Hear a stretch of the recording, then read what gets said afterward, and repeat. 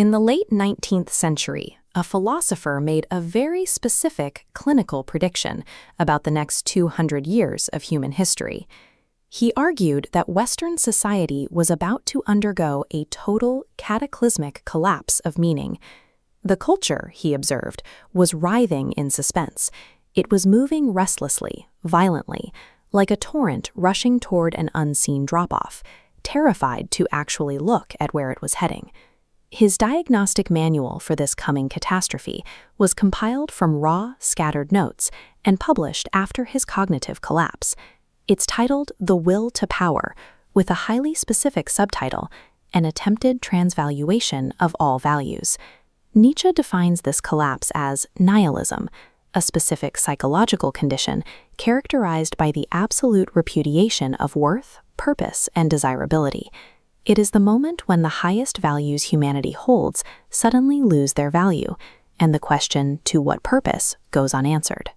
This creeping emptiness is not a random phase of cultural depression. It is the terminal stage of a highly specific disease that has been incubating in the foundations of Western society for thousands of years. This colorized photograph of an Edinburgh street shows a highly orderly European society at the turn of the 20th century. With its grand architecture and bustling commerce, the culture appears completely stable, entirely oblivious to the philosophical decay happening beneath its feet. For millennia, the Christian moral framework acted as humanity's primary defense mechanism against despair. It provided an antidote to the harshness of life by giving humans intrinsic value and offering a neat, comforting explanation for why evil and suffering exist. But to maintain that strict moral code, Christianity had to demand absolute honesty from its followers. Over centuries of theological study and piety, it bred a rigorous, highly developed instinct for truthfulness.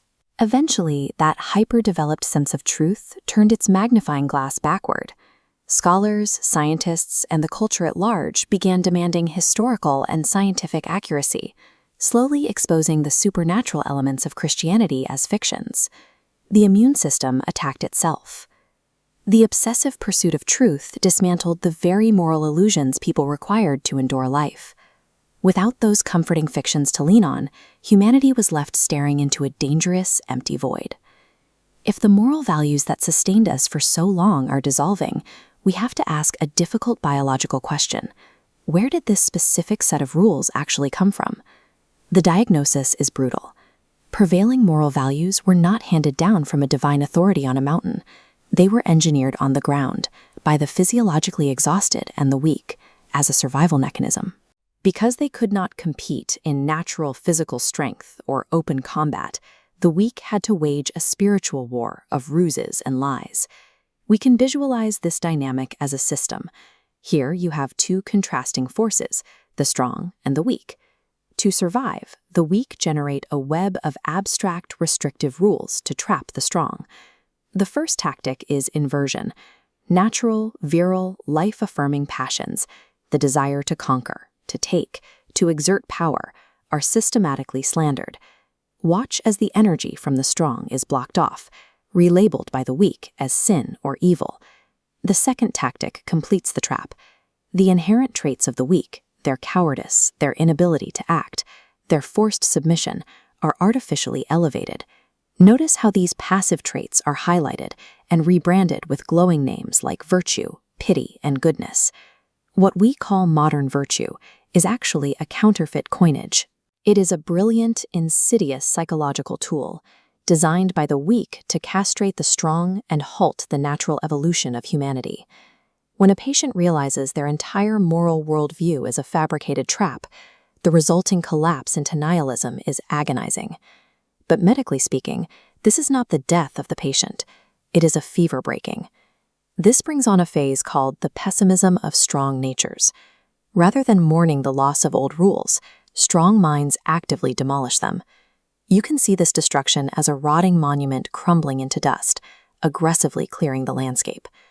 The exhausted masses react differently. When their artificial rules and comforting fictions are removed, they simply fall to pieces with anxiety. But once that debris is completely cleared, a raw biological reality is exposed underneath. It is the underlying motor of all existence, the will to power. Stripping away the comforting lies of morality forcefully scrubs the slate clean. This leaves the strong to confront reality entirely without crutches. Nietzsche identifies the will to power as the fundamental drive of all living things, a primal urge to discharge strength, conquer, and expand.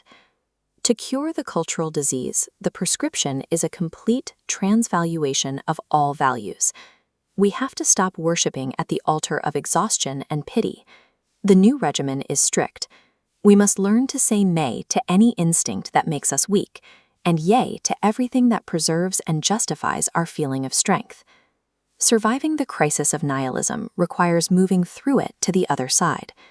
By acknowledging the will to power as the motor of existence, humanity discards the crutches of a failing system, leaving the future to be determined by those with the strength to define it.